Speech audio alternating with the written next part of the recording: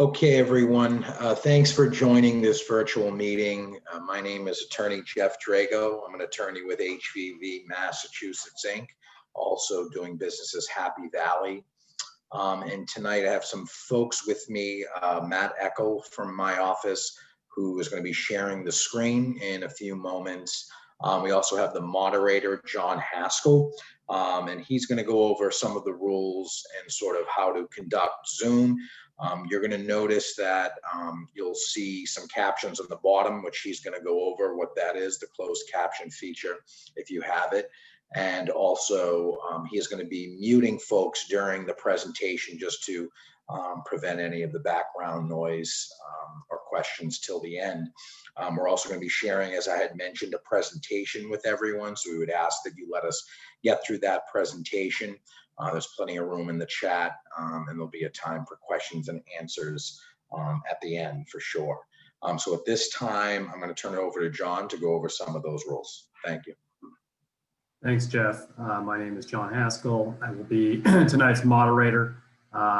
Just so you all know, this meeting is being recorded and will be live closed captioned to meet ADA accessibility guidelines. To access this, please go to the bottom of your window. You should have an option that says more and 3 little buttons. You can hit that and it'll give you the option to choose live captioning or closed captioning. If you have any issues accessing this, please contact me in the chat under the Drago Toscano LLP admin. Questions can and will be asked at the conclusion of the presentation. As Jeff mentioned, I have muted everyone.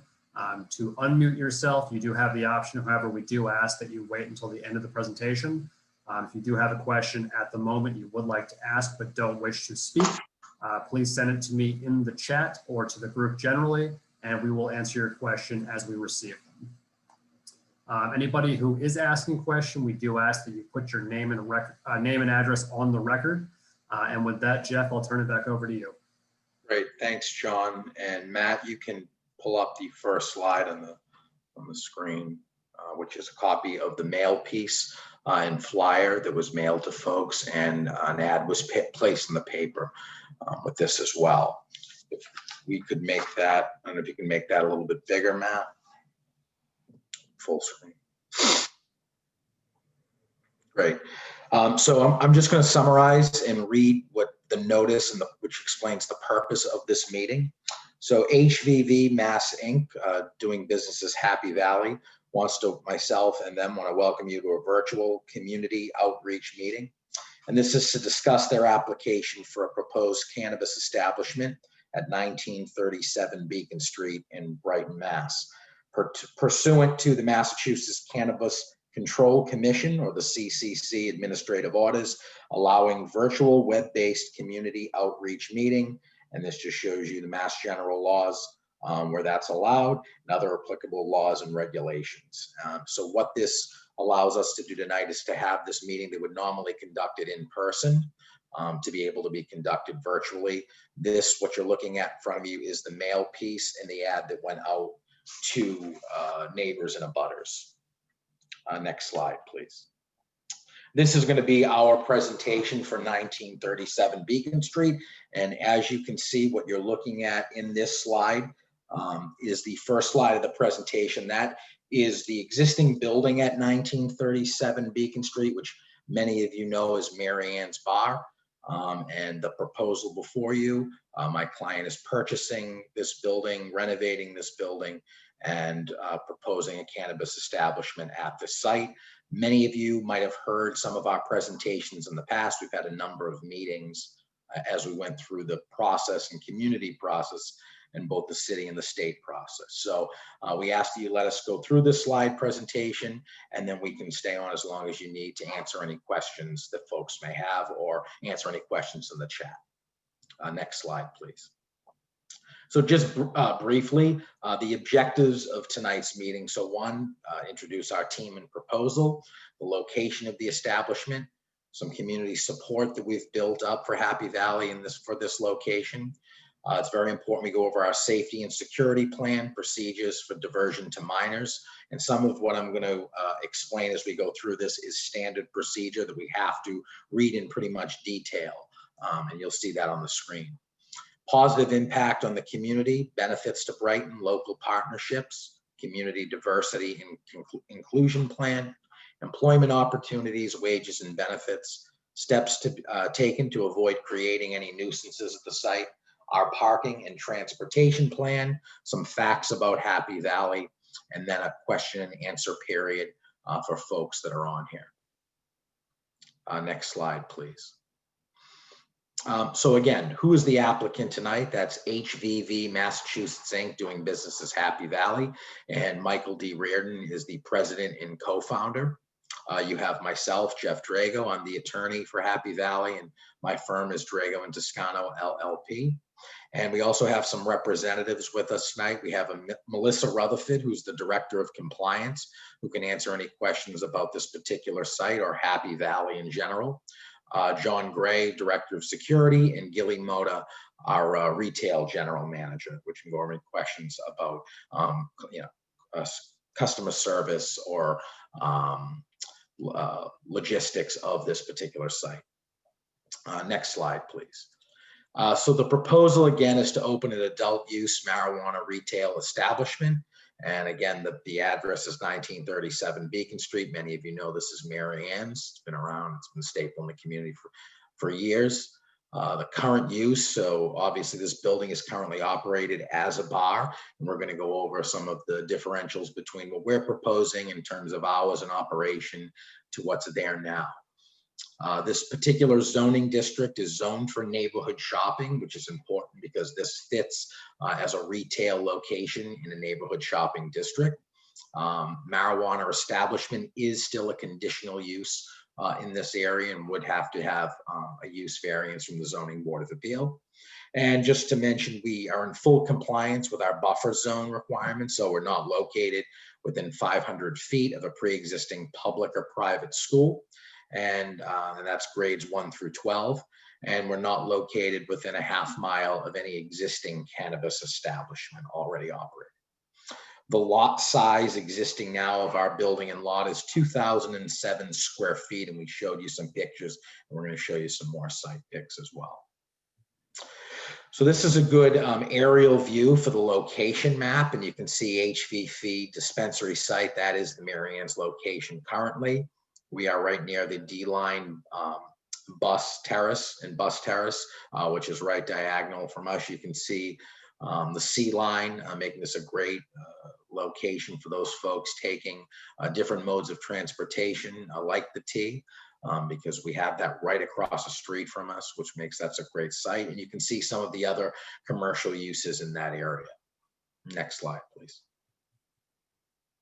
And so again, we're looking up Beacon Street. We would be on the left-hand side. You can see the T to the right of us, and you can see CVS Pharmacy's building, which is our neighbor.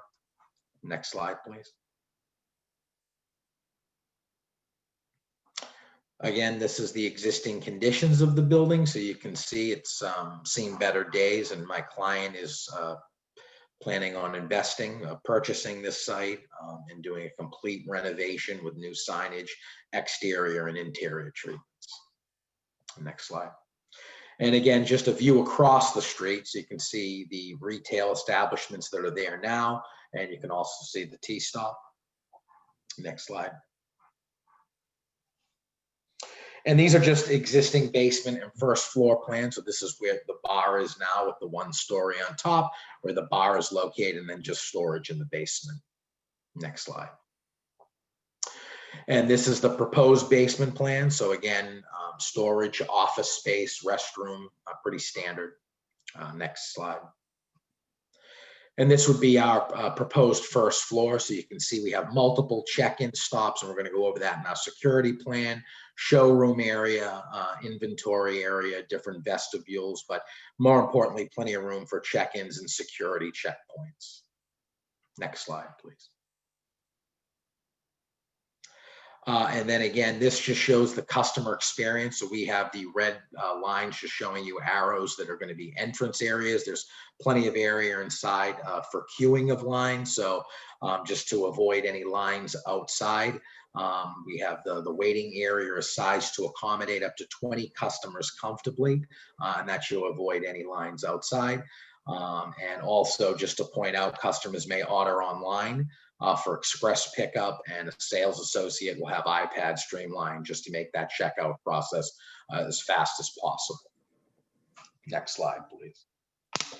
And so these are just some renderings of what the lobby areas will look like. So you can see much different than what it looks like now. So there's a complete renovation, but to make the customer experience as comfortable as possible. Next slide. And again, just more of the back where it's showing the showroom and checkout, where you would buy cannabis and check out or ask questions for our sales associates. Next slide, please. And again, just in terms of community support, we have been fortunate to build up support, and we had that at our cannabis hearing before the Boston Cannabis Board, and we had our state representatives, Mike Moran and Kevin Honan, which we were fortunate to have both of them supporting us. We had the Mayor's Office of Neighborhood Services supporting us, and City Council Liz Braden's office submitted a letter of non-opposition for this proposed change of use. We also had a great community outreach process. We were fortunate to get the support of the BAIA, the Brighton Alston Improvement Association, and many of our friends and neighbors around us. Next slide, please. So this is our safety and security plan, so it's important I go over this in detail, so I am going to read it and everyone can follow along. This is our plan for on-site security personnel. So all security staff on site will be Happy Valley employees. All security personnel undergo a thorough background screening prior to being hired. Security team members will always be scheduled during retail store hours. No fewer than 3 security associates will be on site during the hours of operation of business, and during busier times, they may be more scheduled. 1 associate in the security office and camera room, 1 associate at the retail entrance verifying IDs of anyone requesting entry into the dispensary. All customers have IDs verified in accordance with the CCC requirements for admittance. All HVV employees are trained on how to recognize fake IDs and identification and what IDs can be accepted. No one is allowed into the store under the age of 21. Next slide, please. And again, just to continue on our security plan, HVV security shall be proactive in preventing theft, diversion by utilizing industry-wide best practices in theft prevention and detection, including video surveillance and alarms. HVV is protected by a state-of-the-art security system that includes video surveillance, motion detectors, glass break detectors, panic buttons, hold-up alarms, duress codes, and door contacts at all entrances and exits, and anywhere cannabis may be stored at this location. The system is monitored 24 hours per day, 7 days per week by a third-party monitoring company. To reduce the possibility of product loss, including diversion, access shall be restricted in product areas to only the minimum number of employees essential for efficient operation. All vendors and service contractors shall always be escorted by facility staff during their visit to the secure part of the facility, and a visitor's log is maintained at all times. Next slide, please. And again, importantly, plan for protecting youth from accessing the product. HVV security associates shall identify all individuals requesting entry to the facility. In the entry vestibule, an agent will take the ID and verify the ID is valid and that the customer is 21 or older by utilizing the Age ID electronic license scanner. Each greeter shall be trained on how to use the Age ID scanner and have an Age ID device at his or her station. In addition to the Age ID scanner, each agent shall be trained how to recognize a false or fake ID. Upon request to enter the property, the agent shall check each customer's identification to verify the ID is valid, and the customer presenting the ID is over the age of 21. Acceptable forms of ID are a state issued ID or driver's license with photo, a valid passport, or a valid military ID card. Next slide, please. So again, just to go over quickly, the ID verification process. So it will be checked upon a customer entering the retail. ID scan check, so no personal information is saved at that time. And then ID authenticity at that first check. Next slide. We have an ID authenticity and second check. Security would then grant access, and then you'd be welcomed by staff at our third check. So you can see how much security goes into these locations. ID authenticity, and then our fourth and final checkpoint of sale upon purchase of the product. Next slide, please.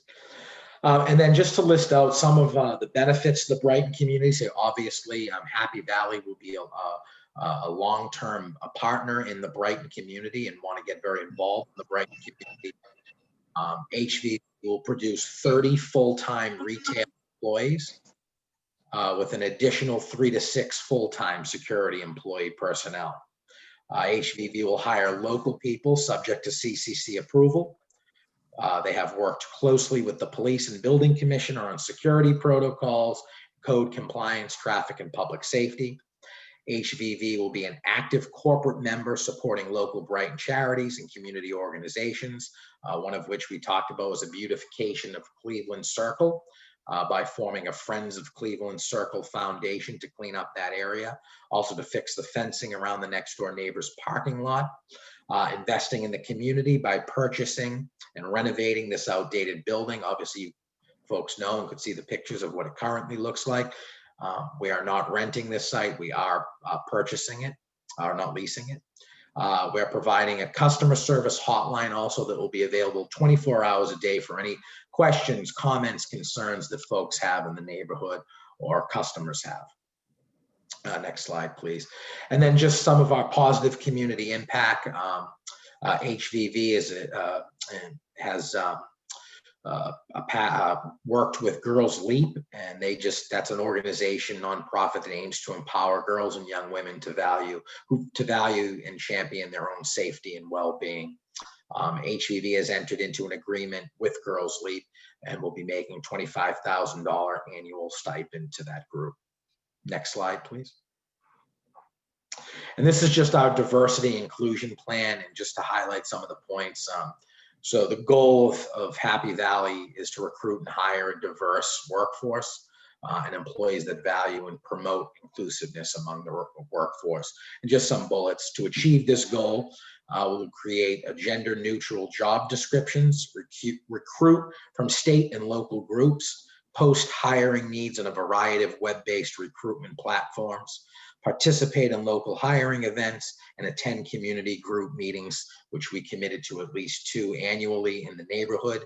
Obviously, our friends at the BAIA, as well as folks at groups like the ACA, Main Streets, Chambers of Commerce, anything like that. Next slide, please. And so this is just a flow chart of our diversity and inclusion plan. And so just some of our goals.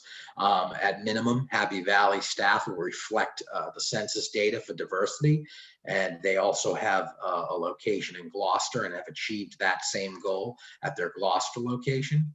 Another goal is to commit to working with minority business enterprises, or MBEs, for supplemental business services. For living wages to meet and exceed the Boston Jobs and Living Wage Ordinance. No position at Happy Valley will be less than $16 per hour, which is high in this industry. And hiring. We commit to working with community leaders with a focus of hiring minorities and individuals from communities impacted by the war on drugs. Next slide, please.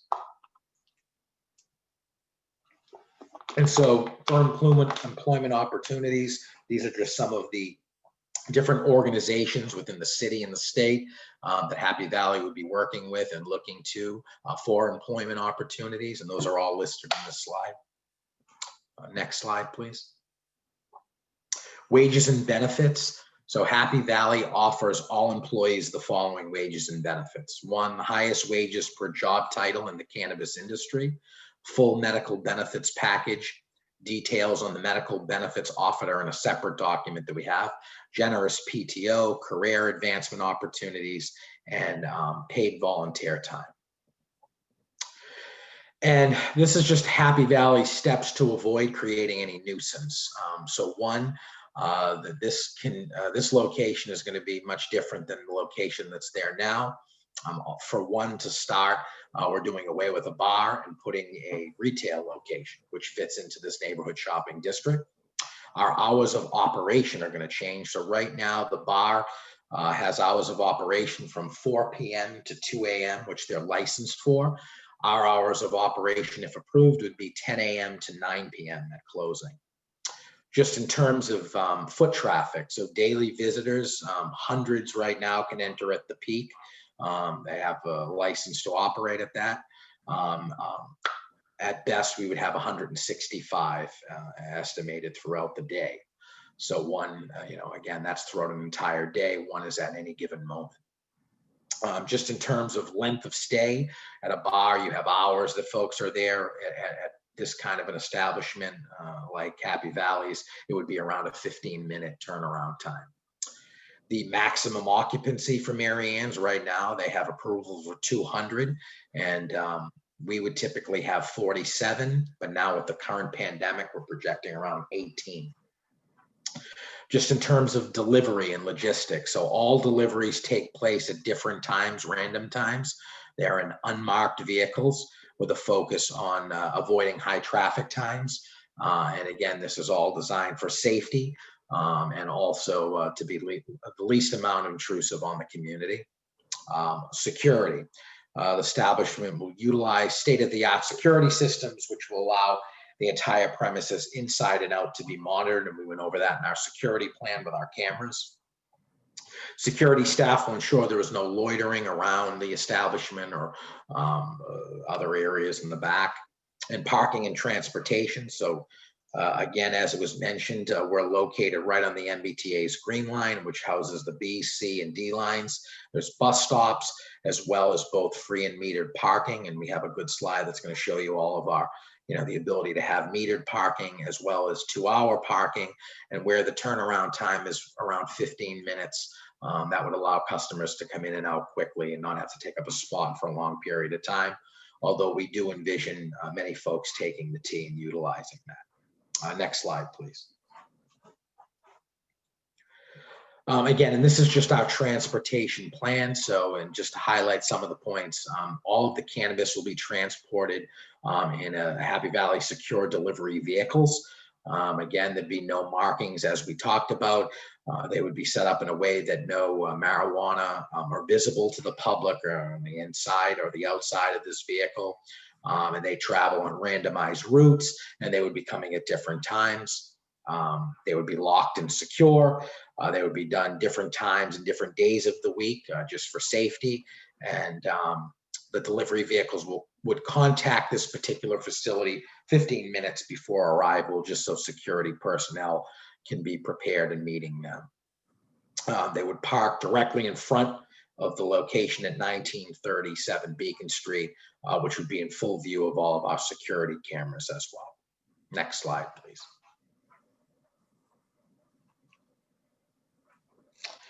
And again, just the same transportation for any money that's taken off premises. So on several locations, there would be pickups for cash during the week, and they would use Plymouth Armor Group, PAG, would arrive and transfer that from the dispensary to the financial institution. And again, secure vehicles, security personnel, unmarked. So next slide, please. This is just an aerial view, which I had mentioned, just highlights where the Green Line T station is located. So you have the D line and bus terrace right next to us, which is convenient for those folks that can't drive or aren't going to drive and take the T to get to this location. Then we have Cleveland Circle C line right across from us as well.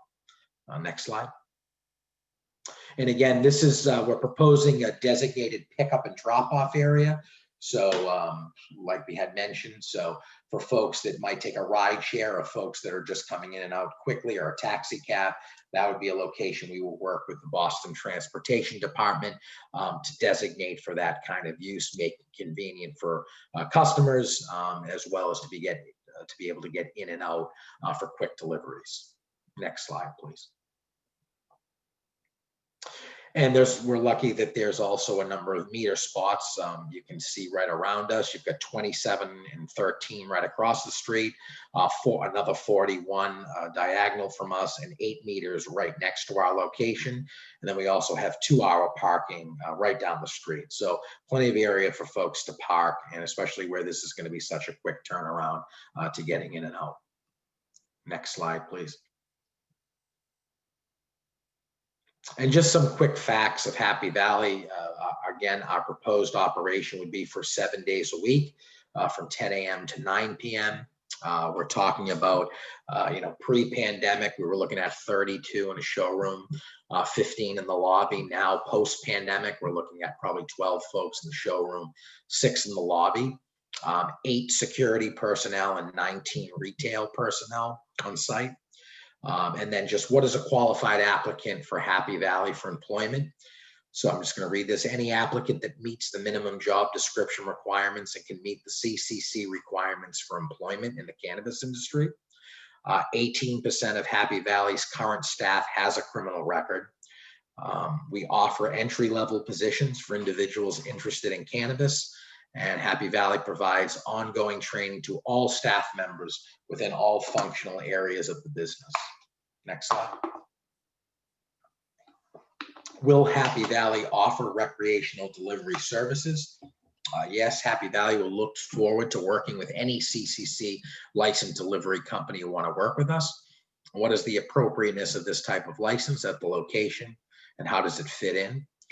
We have public transportation options for everyone at customer and staff, as we highlighted. There's plenty of metered parking and public parking for staff as well. And we have that safe vehicular drop-off for taxi and rideshare services. At this time, I'm going to open it up for any questions or comments from members of the community, which John, the moderator, is going to regulate. I would also ask, if you are going to ask a question, if we could have your name and address when you do that. Thank you. Thanks, Jeff. Again, everyone, my name is John. Please direct any questions to me in the chat should you have them. If you decide to ask a question or would like to ask a question, please raise your hand. And with that, I would open up the comment period. Please feel free to ask us any questions and raise your hands accordingly so we may call on you.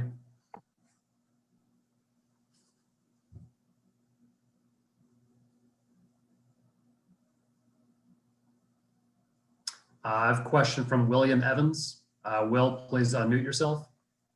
Yeah, thank you, Jeff, and Happy Valley for the presentation. I just want to speak on behalf of Boston College. You know, I'm the executive director of public safety there. Tom Keaty and Bill Mills, who are also with Government Community Affairs, we just want to go on the record, as we have before, strongly opposed to Happy Valley locating in the Cleveland Circle area.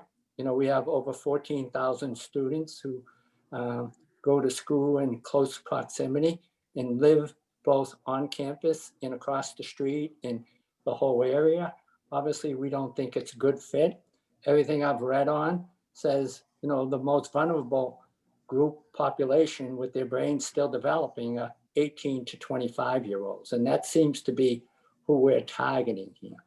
If you look, you know, you have a skate ring across the street where young families and kids are. You have full-time swimming pool in the summer. You have Cassidy Park, which was just redone with a lot of activity.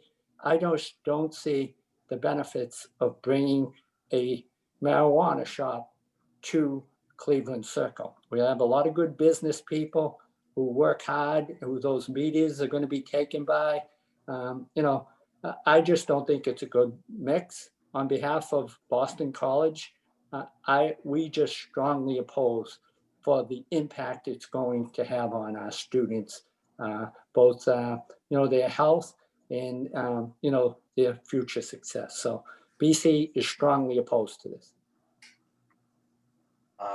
Thank you to former Commissioner Evans. Again, this is Jeff Drago. Just to touch on a couple of points. Our goal is to run a safe facility. I think we went over on our security plan, the amount of ID checks and amount of advancement in that field to check IDs and the type of equipment we're going to have to do that. We had also agreed to, and went on the record, that anyone with an out-of-state ID, 23 and under, we will request a second form of identification as well. So anyone that's 23 and under, we will request that, and it must be a picture ID on that as well. I appreciate BC's comments and respect them. But we would also say that if this was to be approved, we would want to continue to work with them to make this a safe facility. And we have every intention to do that. Our security cameras, we believe, and our security personnel on site and working with the local police department would make this almost safer than what's there now. And so we believe that this kind of a retail location with the hours of operation is going to be a much better fit than the bar that's there now open until 2 a.m. Yeah. And Jeff, I don't question your security so much. I just question the audience you're impacting, and whether they're 21 or 22, mentally and physically. I think you're just targeting the wrong audience, whether they get it legally or not. I think everything says that under 25, it really impacts that age bracket more than anyone. Whether they get it legally or not, I don't think it's a good fit for who you're trying to target. And I don't question your security. I just question the target audience you're going after and the impact to their physical and mental capacity. Yeah, our goal is not to target any particular audience. Our goal is to open a safe facility. So this would be, these are coming throughout the city. There's going to be about 51 or 52 of these in the city of Boston, and they're going to be located in Brighton and Allston and East Boston and all over. So they are approving these, and they're mandated to. And given this commercial location away from residential housing, the fact that we are trying to open this as a safe business to appeal to our customers, no one of which is going to be underage, we feel this is appropriate. I do respect your position. Yeah, and thank you for the presentation. But again, BC is strongly opposed. Thank you, Jeff. Thank you. Thank you, Commissioner Evans. With that, I would have the next question open to Councilor Savi George, please. Thank you. Not so much a question, just a comment, and just wanted to let everyone know that I was here. Anissa Savi George, at-large counselor. I haven't participated in many of the conversations about this presentation, so wanted to make sure that I was informed, and will obviously have a discussion with your district counselor about this proposal. But just wanted to say hello and Happy New Year and let everyone know that I'm here tuned in. Thank you. Thank you, Councilor. Councilor. Next question is from Celine Salam. And as we move forward, if you would please lower your hand after you have been called on, we would appreciate it. Thank you. Hi, thank you for the presentation. I live at 385 Clinton Road, which is 1 block away from Cleveland Circle. I've been there for about 15 years. I have 4 kids who love to go to Cleveland Circle after school. It's a destination, CVS, Starbucks, and I'm firmly opposed to the proposed cannabis shop there. I don't believe that the security guard will be able to monitor what's going on outside of the shop. And I don't know how you would be able to prevent people from going to the park nearby, around the reservoir, to park in front of houses, because there is such limited parking in Cleveland Circle and so much traffic pre-pandemic. It's severely gridlocked, usually there. And I second what Chief of Police of BC just said as well. So I would love to just put my opposition on record. Thank you.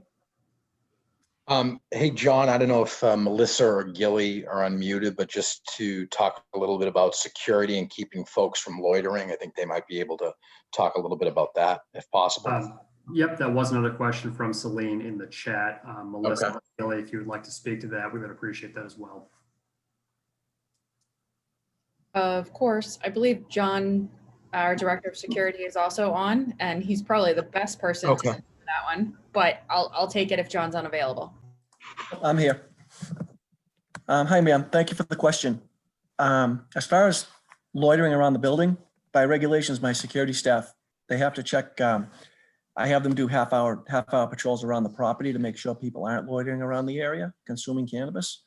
Around the area, like extended area around the property, public consumption of cannabis is illegal according to the laws of Massachusetts. So, depending on how far away these individuals are consuming, the police would be contacted by my staff to prevent anything like that. But as far as on the property or the immediate neighborhood, my security staff would be on patrol and ask people politely to move it along after they make the purchase in the store.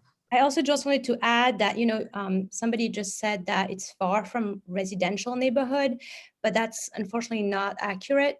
This is a residential neighborhood that's just a block away with lots of young families who purchase homes in this area because it's highly walkable to 2 elementary schools and several parks. So there are a lot of young families who live 1 block away, and we don't believe it's the right location to be so close to such a residential neighborhood. Well, it's actually, so my point was in saying that it's actually zoned as a neighborhood shopping district surrounded by businesses. I'm not saying it's not within some distance of a residential community, but our direct abutters are businesses, which makes this more of an ideal location, especially where it's zoned as neighborhood shopping rather than zoned as a 1 or 2 or 3 family district. Thanks, Jeff. And if I can just jump in, everyone, we are trying to answer all questions as we receive them to the best of our ability. We're not trying to have a back and forth right now, as we have a lot of questions in the chat and a lot of people raising their hands. If you have a second question, please raise your hand again and we'll take you in the order it was received. With that, I will take the next question. I believe someone has been waiting. Marjorie, it seems like you've been waiting for a bit. If you would like to unmute yourself. Okay, can you hear me? Yep. Yeah. Okay, hi, my name is Marjorie Travato. I live. If you would put your name and address in the record, just for the. Oh, okay, it's Marjorie Travato. I live at 1904 Beacon Street. I am diagonally across from this location. I just want to put on the record that I'm totally opposed to this location. It has nothing to do with my views on marijuana. This neighborhood, the idea of where it was suggested the 2-hour parking, which will be in front of our building all day long with people in and out like never before. We have a marijuana facility a mile down the street, right in Coolidge Corner. If there are people who want to access, it's just as convenient. And at least in Brookline, they have police that are not hired security, but police that have to be outside of the marijuana facilities. I fear the traffic, the loitering that will be on my block, on my property, and all over, not outside of this facility, but in the area will be excessive. It's already there are already problems in Cleveland Circle. This is nothing in my opinion, but more. And I want to voice my negative opinion of this business being put here, and also the question of parking, and then also controlling this area, not just in front of the location. So it's kind of upsetting for us who have lived here our entire lives. And again, a lot of families in this area. So again. Thanks for your concerns, Marjorie. Thank you. Appreciate it. If you please lower your hand. Oops, okay. Thank you. With that, Jeff, unless you had any comments, I will take our next question. Ava Webster, if you would please unmute yourself. Yes, can you hear me? We can hear you. If you please put your address on the record, Ava. Yes, I live at 15 Orkney Road, which is the street literally around the corner from Cleveland Circle. And I would echo everything that Marjorie said. We are neighbors. And in addition to that, I just want to point out that it's very frustrating to be listening to your presentation, because you are trying to sell this operation to the neighborhood based on the promises that are not always possible to actually control. You know, there's no way that you can prevent marijuana users from walking out of your store and lighting up on the street, or going to Cassidy Park, or walking in front of our homes, or like in my case, I'm close to a house that's rented usually to students, but sometimes, you know, young people who are irresponsible, and they have parties in the backyard. I can easily see 50 people in that backyard in warm weather, chomping on marijuana cigarettes. And this is going to diminish my and my neighbor's quality of life. You know, we have invested our life savings in improving our homes.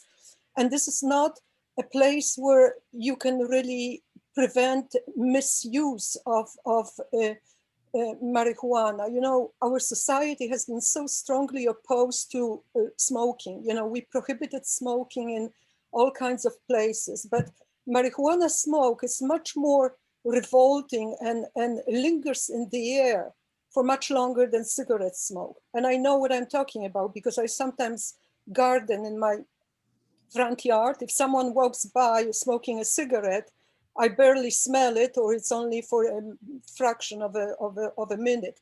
If someone walks by with a marijuana joint, the stench lingers for about half an hour.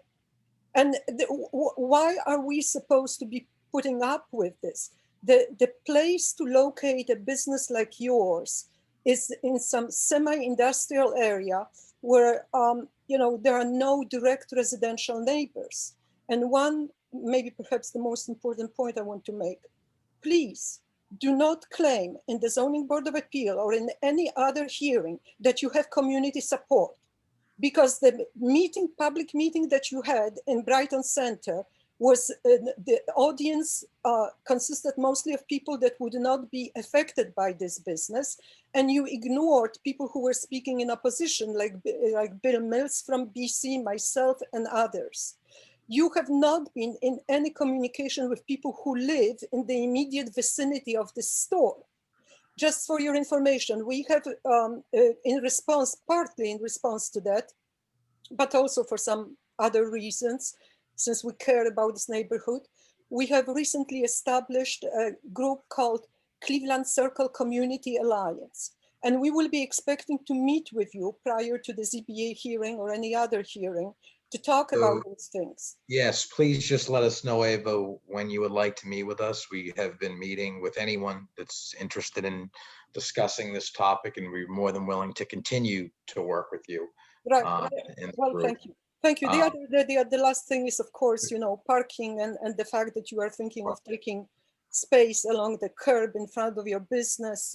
You know, there are all kinds of other issues. But anyway, I want to give time to other people to speak. Thank you.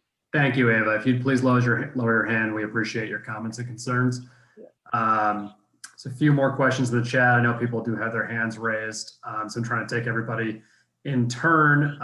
Jeff and Melissa, we do have one question in the chat. At Leonard Rizzi at 333 Market Street in Brighton, will there be a vote on this proposal? So just to go over the process a little bit, the purpose of tonight's meeting, as we showed at the beginning, this is for our CCC application. This is the Cannabis Control Commission's requirement. We already had one meeting for this purpose. We did a joint meeting with the City of Boston. So this is solely just because after a certain period of time, when you're within 6 months or that expired, you have to have another meeting. So there would be no vote. This is all being recorded, obviously, because of the pandemic, and this will be provided to the CCC. This particular location, as I had mentioned, has met with the Civic Association, has held a prior City of Boston and CCC meeting. There were letters of support, there was comments of opposition, there were comments of support, all of which is recorded. We were approved in November, I believe, before the Boston Cannabis Board. We would then go on to the Zoning Board of Appeal. But tonight there is no vote. There was a vote at the BAIA to approve. There was a comment period at our City of Boston meeting, and there was a vote at the Boston Cannabis Board to approve this location. Okay.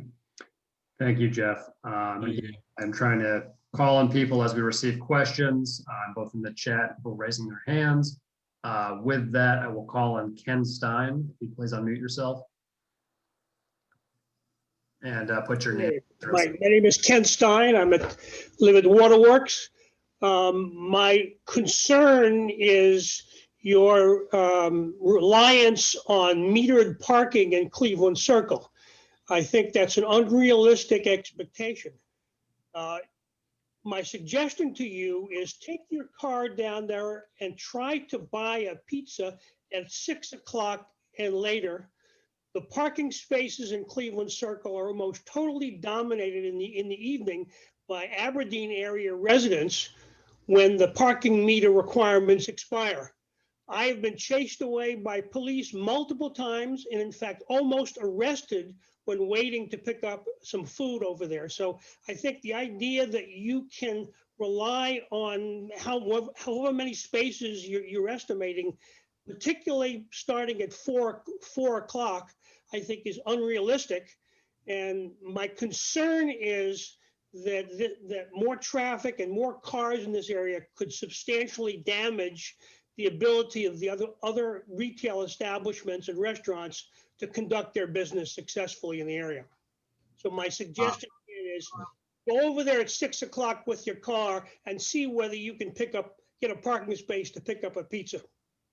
Right. So I think, Ken, thanks for the comment. One, there are going to be multiple locations just, in Alston and Brighton and around the city. So the goal is to have as much folks taking things like rideshare, the T, because we're close to a T, which many locations in the city of Boston don't have that luxury.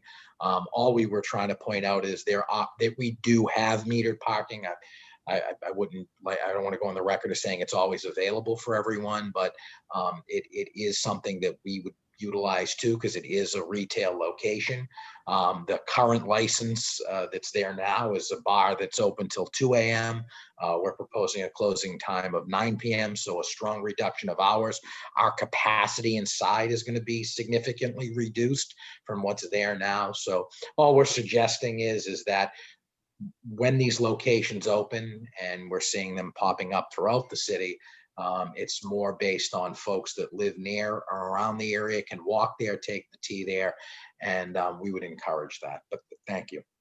I think it's also, I just find it unusual that part of your trying to convince us is that your operation is going to be better than Mary Ann's. Well, Mary Ann's was the pits. And simply the fact that you are less objectionable to the neighborhood than Mary Ann's by itself is not convincing to me. No, that wasn't my point. It was just to show that we're cleaning up a building and getting rid of a bar, which I know a lot of people had concerns. If you look at the violations at the licensing board, they're continual throughout all the years when you look back. And we were just saying we are a retail type business and run like a retail type business. So thank you. Thanks, Jeff. Ken, just to reiterate everyone, we are not trying to have it back and forth. We are trying to answer your questions so we get to them. However, if you do have a follow-up or a second question, you will have to raise your hand or put it in the chat, and we will have to answer you after we've gone to the other people who've raised their hands.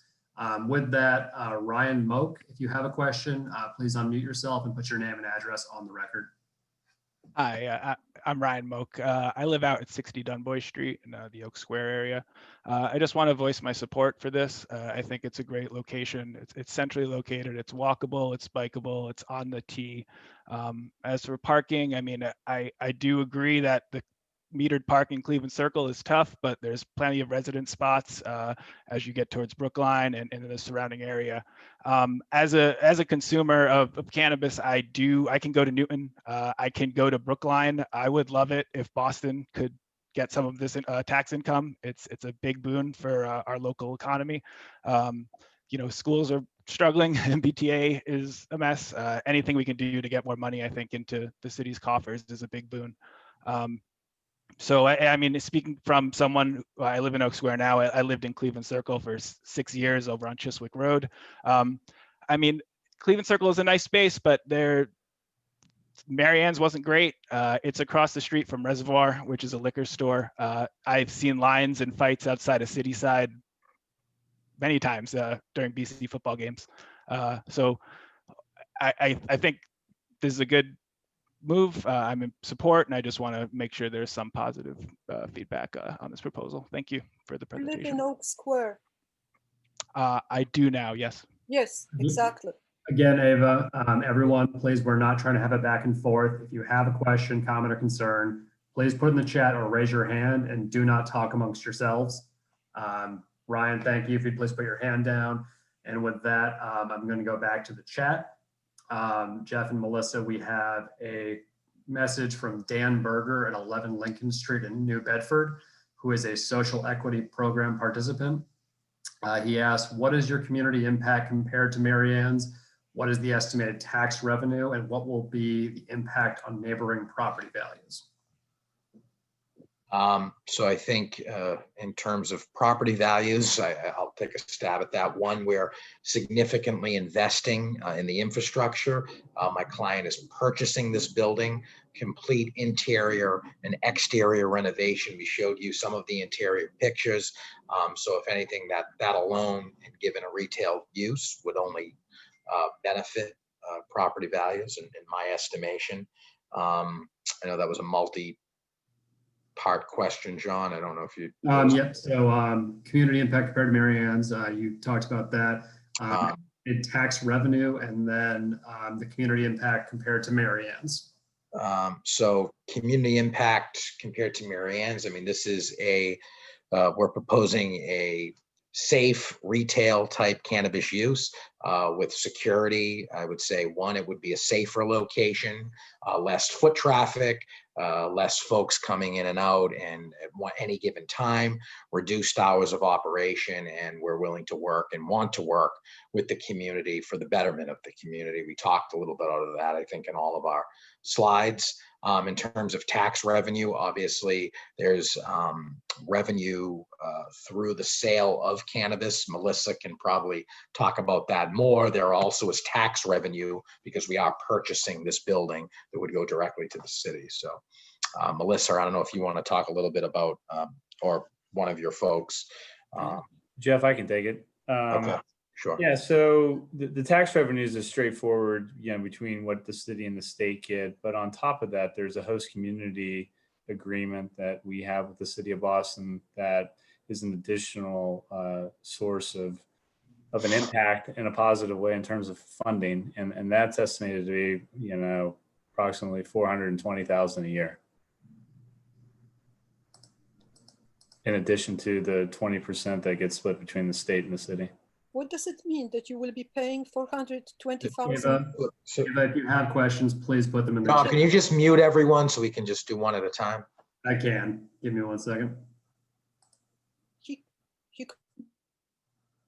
Again, everyone, if you have questions, please raise your hand and we can unmute, or you can unmute yourselves when we call upon you. If you have a question, please put it in the chat. Everyone has been muted. Jeff and Melissa, you'll have to unmute yourselves. But from here on out, please ask the questions in the way we've described.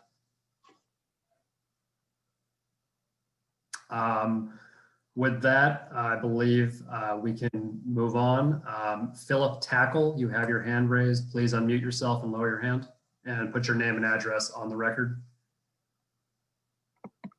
My name is Phil Tackle. I live at 8 Kilsyth Terrace in the Cleveland Circle area. I'm about a 4-minute walk from the establishment. I've lived here since 1977. I want to go on record that I totally oppose the change of use to this recreational marijuana retail store. For all the reasons that all the other people who have objected, in particular, as well as Commissioner Evans' statement, relating to BC. Cleveland Circle is a de facto part of the BC campus. And that alone makes it not a good fit for the neighborhood. I'm not going to reiterate all the other items people have suggested regarding parking and traffic and congestion. But what I am interested in is I counted 4 cashier bays.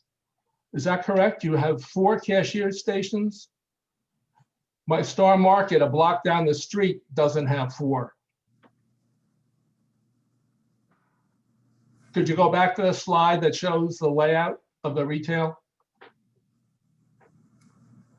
I don't know if Melissa or Gilly or one of you folks want to. I would think Star Market has far more customers than what you propose or what you suggest will happen in your store. So I don't understand why you would need that many. You're preparing for that many cashier bays. John, do they have the ability to unmute themselves? No. You do, Melissa, if you would. I am. I think that based on the numbers that we've run, we've designed the most efficient store to allow individuals to purchase, ask questions, get answers, and move efficiently through the process, as well as in our pandemic time to simply come in, pick up their order, and then leave. Do people make their purchase at the cashier? The cashier assists them with the purchase, or the person has a contact with a service rep who then directs them to make payment at the cashier? We can do both options. Well, once a person has selected their items and go to a cashier, it's a straightforward transaction. I don't understand why you need 4 cashiers then. Unless it's going to be a higher volume than you're presenting to us. It is our belief. More people. It is our belief that from the hours of 10 a.m. to 9 p.m., we will see the volume to allow people to move through the store efficiently, that we require that. If we are proven wrong, we can certainly make adjustments. Well, at that point, it's too late because you're established. As far as being a resident and having this be approved and operational. That's all I have to say. Thank you. Thank you, Phil. If you please lower your hand, I will move forward. Jane, your hand is raised. If you would please put your name and address on the record and lower your hand. Okay. Hi, I'm Jane, and I actually live at 404 Clinton Road, which is one of the residential areas that has been mentioned by other people. And I do support all of the reasons that other people have brought up regarding opposition. And but my main question, which I know is what you want us to do, is ask questions.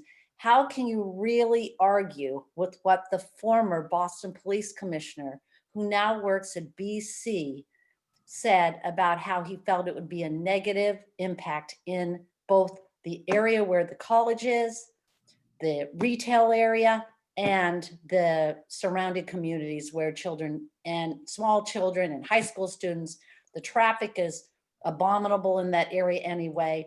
And Marianne's never made that great of an impact on Cleveland Circle at all. And we've really been trying to clean up Cleveland Circle. There is available cannabis. I like pot. I like to eat it. I don't smoke it, but I don't like it. You know, it doesn't have to be that available. And I do think exactly what was said by Mr. Evans, Bill Evans, about the fact that we know darn well you're trying to target that population. It's a gold mine. You know, don't try and pull the wool over our eyes. Well, How do you argue with him? Let me just answer some of your question. It's more of a comment, but our No, goal I had is. a question. You wanted a question. I gave you a question. Well, can you repeat it?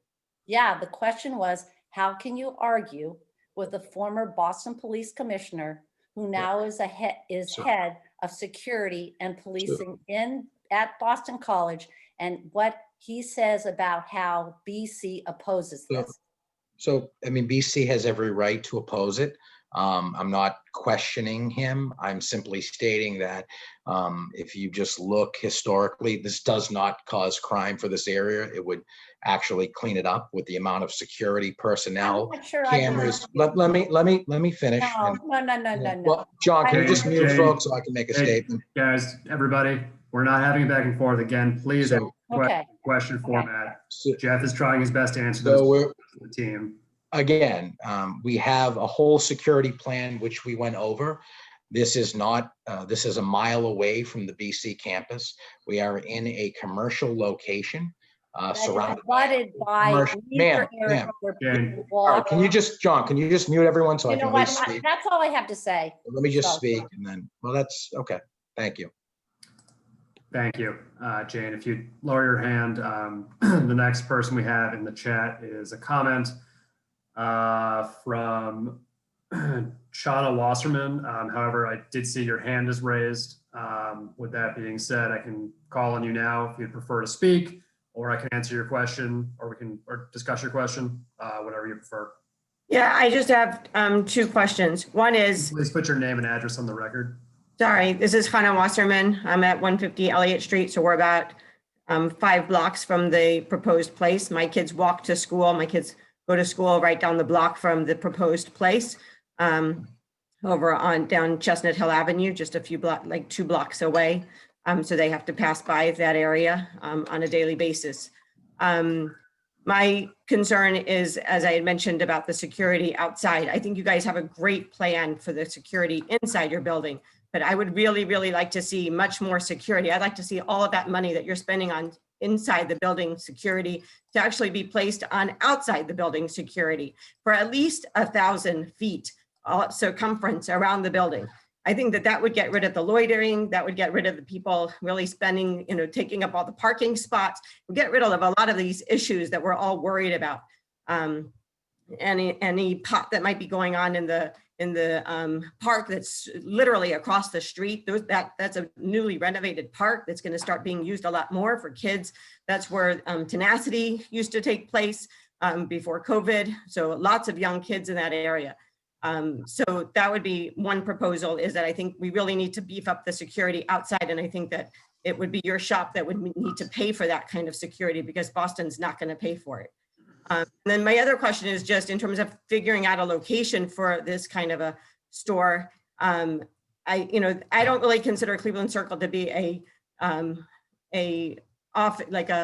non-residential place. It's a very residential place. You literally have apartments right there next to CVS. You have, you have like literally maybe 3 buildings there that are not residential. The rest of it is all residential. So I think the bottom line is, this is, compared to downtown where you have, offices and stuff, that's where these cannabis places should be taking place. It should be taking place, being built in the places where the office buildings are, not where the people are living, not where we're all just accessible and able to, where the kids can just walk by, or the kids from BC. I happen to work on a campus. I work at MIT in the medical department there. And this is very, very true to my heart, because I see so many kids who are using cannabis. And I agree with BC that this is really not good for these kids' minds. Okay. And we're targeting them. So I just wanted to reiterate that as well. Thank you, Chana. If you please Listening. lower your hand, Jeff. I think both the questions had to deal with security and the location of the property. So I think one, this actually is a neighborhood shopping district, and I know it does have residential in the back and across the street, but it is zoned as a neighborhood shopping district. So those are hard to find sometimes in the city, and to find a building that's for sale, that all plays into this. But more importantly, these are going to be spread throughout the entire city. So no neighborhood is really not seeing a cannabis establishment, and that's the whole point, to allow people access to these throughout the city, so they can walk there, take the tea there, and have different options. So we are not within the requirement within the buffer zone for a school. We are not, we are purchasing this building. We're putting a substantial amount of money into this building. We want to work with the community. I think on terms of security, I don't know if John's still on, if he wants to touch upon that a little bit. about the outside security. Hi, ma'am. First of all, I appreciate your comments. The outdoor security will not only have my staff outside, like I said to the other person that asked the question, patrolling our property, making sure there's no loitering, but we will have surveillance cameras surrounding the building. And I think you'll be pleasantly surprised to see our presence in that area, making sure that there's no loitering, any shenanigans going on outside our property. I'm a retired police captain after 30 years, and believe me, we take our security very seriously, my staff and I. Thank you, John. With that, we're going to move forward with a comment in the chat, not so much a question, from Leonard Rizzi and Jen Bunce at 370 Chestnut Hill Avenue, both who vehemently oppose this proposal. With that, I will take the next raised hand and move along to more questions in the chat. The next raised hand is MH. If you would please unmute yourself and lower your hand, we will answer your question. Hey there, Max Savanas at 1922 Beacon Street. I just want to go on the record in opposition. I think just the parking and logistical plans are really poorly thought out and don't really address current reality. With that, I had two specific questions about, I guess maybe three, about like the express pickup, the delivery and rideshare. So in the picture that you guys provided for the express pickup, that's either in a public parking spot or it's in front of a hydrant. So are those where you're proposing to put the express pickup? And you mentioned delivery would be done immediately in front of the location, the property. And that's, as you all know, is a crosswalk. So is that happening somewhere else, or is that happening in the crosswalk? And I guess the third thing would be, where do you envision putting a rideshare pickup or drop-off location? So I can answer the ride share first. So again, we would have to work with the Boston Transportation Department. There's a spot in front that we highlighted.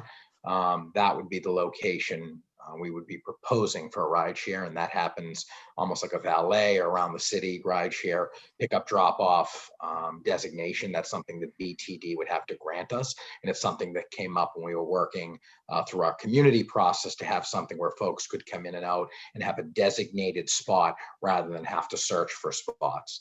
So it's the current public spot? Yes, correct. Okay. Yes. This was you had a couple of other questions. Could you repeat the other piece of that? Yeah, express pickup was with where the public spot was, or the hydrant. There's a fire hydrant there. So if you're turning the ride share into, sorry, if you're turning the public spot into the ride share, where does the express pickup spot go? I don't know, Melissa, if you want to touch on that, but I think we're utilizing the same spot.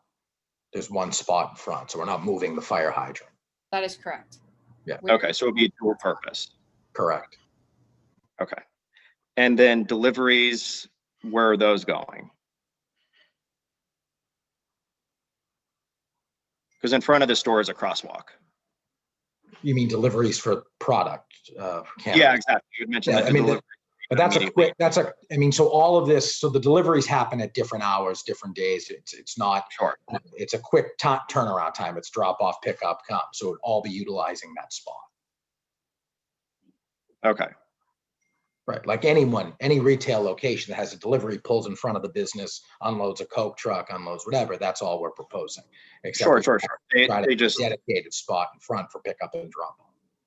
Yeah. It's just like a multi-purpose, multi-purpose location for a lot going on in just one spot. Yeah, it is, but it would have, when you look at deliveries as compared to other uses, it would have less delivery than most retail establishments. Sure. I just envision. All right. Anyways, thank you. Thank you. Thank you. With that, if you'd please lower your hand and mute yourself, we're going to move on to the comments in the chat bar. We have one from Maureen Gilraith at 6 Portina Road in Brighton. She supports this location. She appreciates the upgrade to what is there now and feels a retail marijuana shop is far less damaging to children, young people, and college students than the bars that is there now. People should not expect me to parent their children or assume there's recreational marijuana users or degenerates who are going to get high in public around kids, etc. I would prefer to make this comment privately if that's possible. So with that, thank you for your comments. Councillor Sabi George had to leave the meeting because there's another meeting she had to attend. And the next comment was from Ellen Chahes. Ellen, if you'd please put your address in the chat, we would appreciate that. Sure. I live at 38 Embassy Road in Brighton. I happen to work at the school where Hannah Wasserman's children go and where a lot of my friends in that neighborhood go.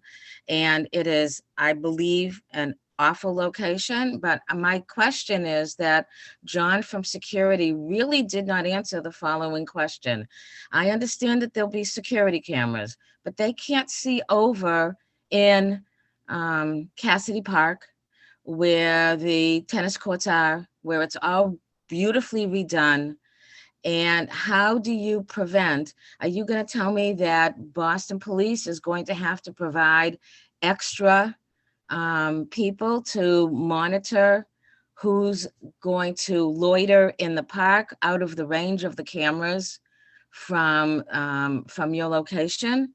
How are you going to prevent someone from being outside, whether it's walking around the reservoir, whether it's watching people playing tennis or watching people playing baseball? How do you expect to prevent that?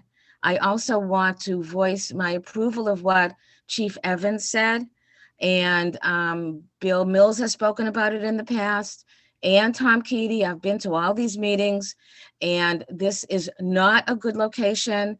I resent the fact that you say, yes, it's a neighborhood shopping area, but that's the point. It's a neighborhood, and there are a ton of kids around, whether they go to the public school in Brookline, over on Clinton, whether they walk 2 long blocks up Chestnut Hill Avenue to where I work, whether they walk on Englewood Avenue, where there are other locations.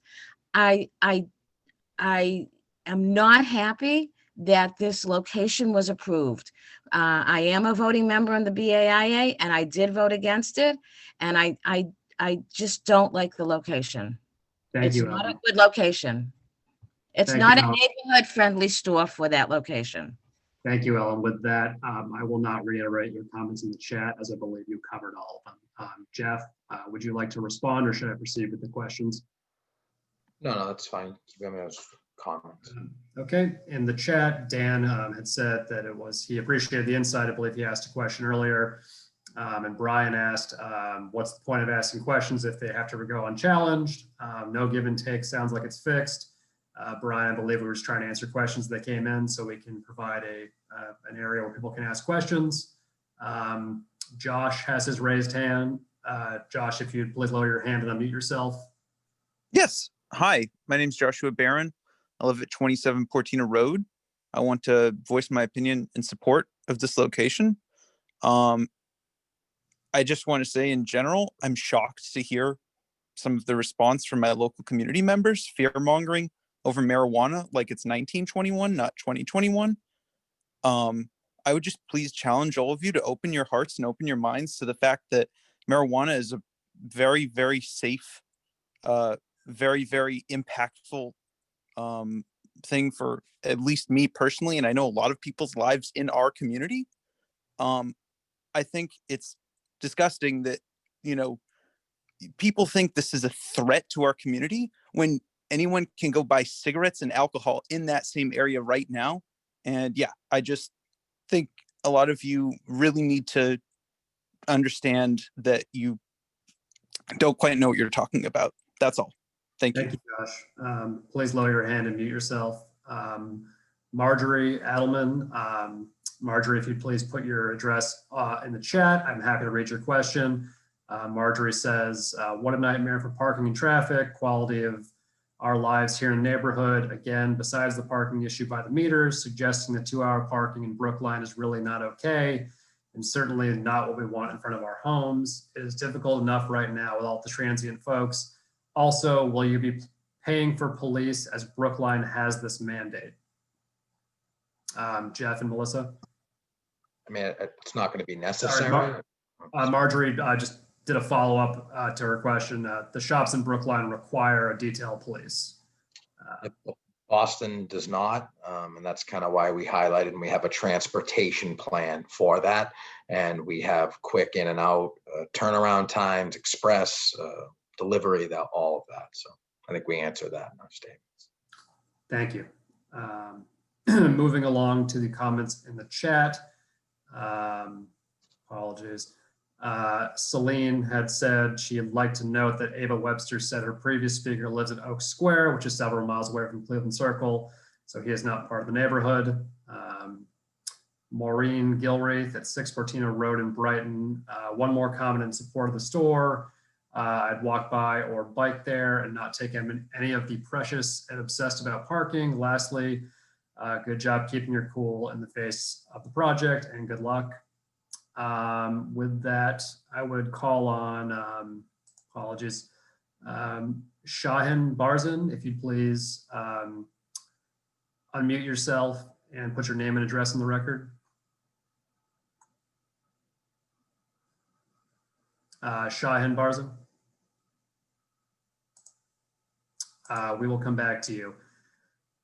Moving forward, we have a question from R. Nina. The residents abutting or nearby this location, in addition to Boston College, are not in favor of this proposal. Their comments should be considered before other people, groups, and elected officials approve the proposal. These other groups want approval for financial gains, which is wrong. That's Paula, Alexandra, and Alston. Elizabeth Stanek at 75 Strathmore Road. Did you have a question? I saw your name was in the chat. Elizabeth Stanek. Oh, she's got a 3-part question. Are police scheduled 24/7 to monitor the reservoir? Closing at 9 p.m. does not address individuals who already smoke there. 2, the T has the potential to bring undesired segment to our neighborhood. And 3, aesthetically speaking, to see uniformed security standing outside on a public sidewalk. Jeff? I think we answered most of the comments about outside security. I think obviously the T allows people to get to the whole area that's neighborhood shopping and retail. And what was the first part of the question, John? The first part of the question. Yeah, Boston Police, there would be no need for that. And we're not envisioning that kind of queuing. I think we showed what our capacity is and what we envision for the customer experience to get in and out quickly. So. Okay. With that, Shahin Barzan, I saw you message me again. If you can unmute yourself, we'd be happy to answer your questions.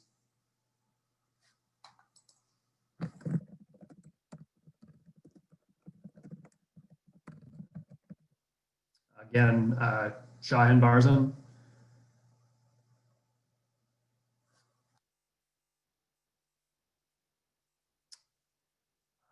Moving forward, Celine Salam in the chat had said the Boston Police does not have the resources to provide extra security around the premises. And Marjorie made her comments. In Boston, there's no requirement for police detail in front of the premises like Brookline's from Celine Salam. And again, Shahin Barzan, if you have a question, please unmute yourself. But we'll have to come back to you. Ava Webster, I do see your hand is raised. Please unmute yourself. Yes, I believe I'm unmuted. Thank you. Thank you. I realize that you're trying to prevent the back and forth between participants, but I just need to respond to something that Josh said, that we are supposedly not in the 21st century by opposing this. I just want to point out that marijuana has different effect on different people. Maybe there are some genetic factors that play a role, but I have to tell you that over the holidays, we were talking to my husband's family in Illinois, and There's a mother who has a son, a teenager in high school, who, unbeknownst to his parents, has been smoking marijuana after school for a long time. And he used to be a straight-A student, golden child that everyone had high hopes for, that was just a fantastic kid. And something that smoking of that marijuana, something did to his brain, that he became deeply depressed, attempted suicide, was cutting himself, and is now on Cymbalta. So I don't want you to be diminishing the potential effect of having this store in the vicinity where young people live, because young people are impressionable. I don't care about folks who are older and they make decisions for themselves, but we have kids who are coming to the DCR pool, the skating rink, to the pizza place, the Pino's Pizza. There's a private school for boys that is getting built on Reservoir Road. And those kids walk around the neighborhood and they will be seeing your customers coming out of your store and lighting up. And they will be thinking, if it's okay for adults, it's okay for me as well. It is just a very, very sad time in our country's, progress, that we don't understand that we have to protect our young people. And you guys want to make money on it, but that's all. But you just live with it, okay? Thank you. Thank you for your comments, Ava. Please lower your hand and mute yourself. We have 2 more questions in the chat. With that, if you have any outstanding questions, please put them in the chat or raise your hand, as we will be wrapping the meeting up soon. In the chat, Dan asks, are you seeking adult use license only or medical as well? What are the impacts of underage usage in places with access to legal cannabis? So hi, this is Melissa. I'm the Director of Compliance. We are seeking an adult use license only. And there is a study that was produced by the CCC. The information is available on the Mass-Cannabis-Control-Commission website that you can find that talks about it. But I believe what they found was that the impacts were non-existent. There were no particular impacts from a negative or positive perspective. But you can verify that with the information and the study that they did. I don't have it in front of me at this time. I do apologize. Thank you, Melissa. One last question in the chat. Again, final call for any more questions or raised hands. Celine Salam asks, how will you prevent the resale of your products a block away to underage kids? I mean, a regulated market like we have in the Commonwealth prohibits resale of products due to the pricing of it, and that's intentional in any regulated market. Anybody on the street would have no, there's typically, there should be no upside for them. Outside of that, there's really nothing we can do, once we have a sale of a transaction and that product leaves the store, to do anything other than to provide the education materials available that we provide to anyone who shops at the store. 2 more questions in the chat. And with that, as we've called it a few times, we'll be ending the meeting. Elizabeth, who had the question earlier, asks, does anyone presenting currently use the product they are promoting? Happy to. Every day. Every night, I should say. Continuing, the last few chats are rolling in. Celine Salam clarified her question. How will this be enforced regarding the resale, as there won't be any police presence nearby?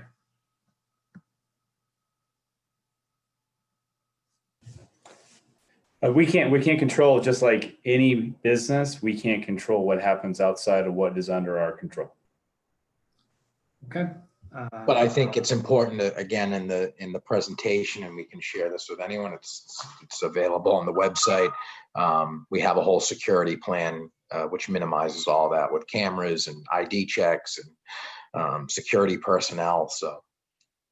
All right. Last few questions, everyone.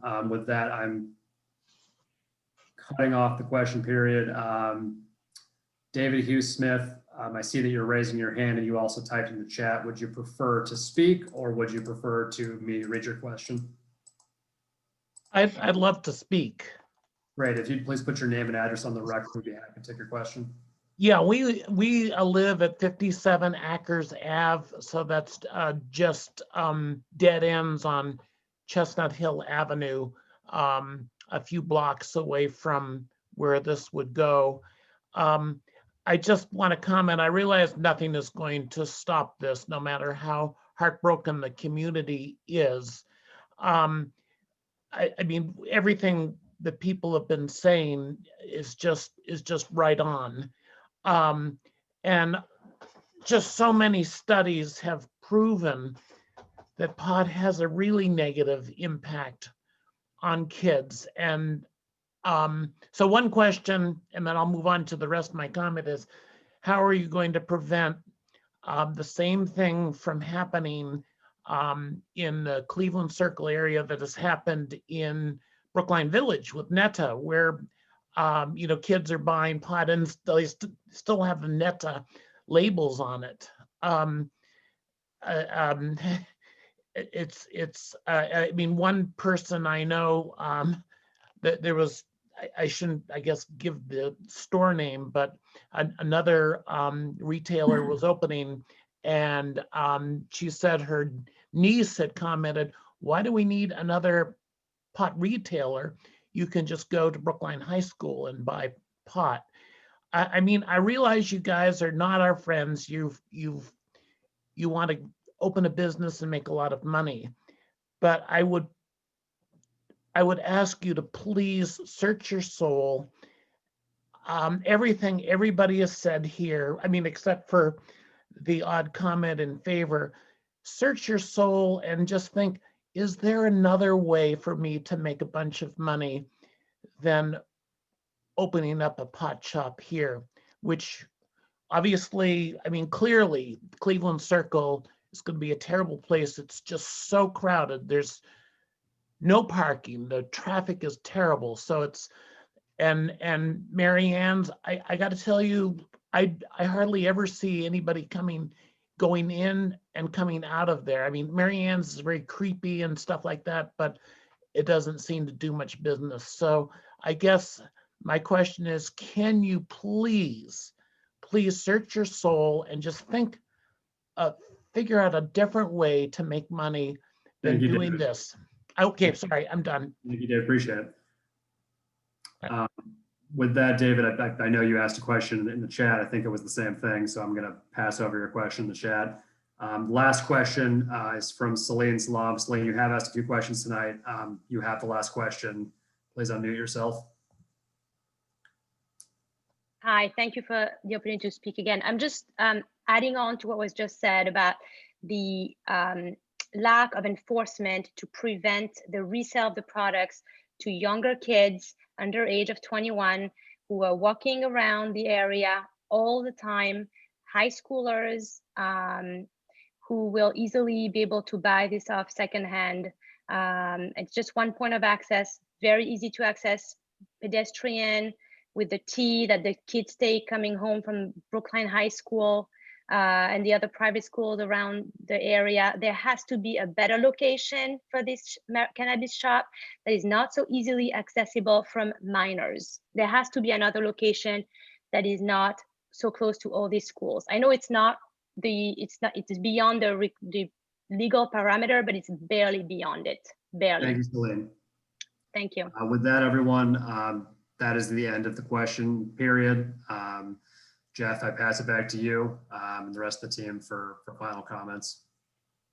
I think we covered everything, John. I think we answered everything. And if anyone, if there's any additional comments you want to send us, we can answer it. I think we have our office email or the office Drago Toscano email if there's any additional questions or comments or any information folks would like provided.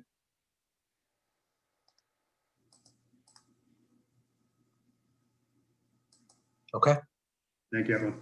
Thank you.